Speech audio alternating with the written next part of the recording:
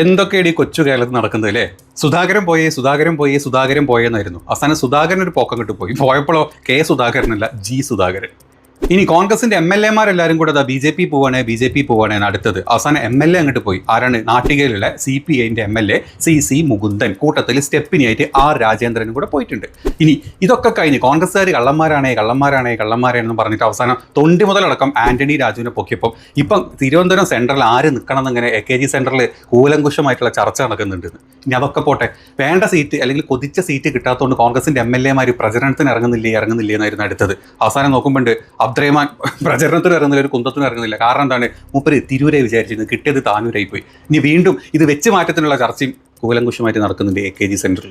ഇനി മാധ്യമങ്ങളെല്ലാവരും കൂടെ ഈ മാപ്ര പരിപാടിൻ്റെ പിന്നാലെ പോയ സമയത്ത് യഥാർത്ഥ സർവേകൾ ഇപ്പം പ്രീ പോൾ സർവേസും കാര്യങ്ങളൊക്കെ എടുത്ത് നോക്കുമ്പോൾ ഇപ്രാവശ്യം കേരളം കോൺഗ്രസ് തൂത്തുവാരും എന്നാണ് നമ്മൾ ഈ കണ്ടുകൊണ്ടിരിക്കുന്നത്. ഇതിൽ ആര് മുഖ്യമന്ത്രി ആവണം എന്നുള്ള ഒരു ചർച്ച മാത്രമേ ഇനി കേരളത്തിൽ കോൺഗ്രസിൻ്റെ ഇടയിൽ നടക്കാനുള്ളൂ. ഓരോ സർവേയിൽ എടുത്ത് നോക്കുമ്പോൾ AC വേണുഗോപാലിന് ഇത്ര പെർസെൻറ്റേജ്, അല്ലെങ്കിൽ VD സതീശൻ ഇത്ര പെർസെൻറ്റേജ് പറഞ്ഞ് പെർസെൻറ്റേജുകൾ അവിടെ വെച്ചിട്ടുള്ളത്. അതല്ലാണ്ട് ഈ കൂട്ടത്തിൽ ഈ പറഞ്ഞ മാപ്രകൾ കാണിക്കുന്ന ഈ തമ്മിത്തല്ലും ഈ കുത്തിത്തിരിപ്പൊക്കെ ഉണ്ടല്ലോ, യഥാർത്ഥത്തിൽ നടക്കുന്നത് അങ്ങ് സെൻറ്ററിൻ്റെ ഉള്ളിലാണ്.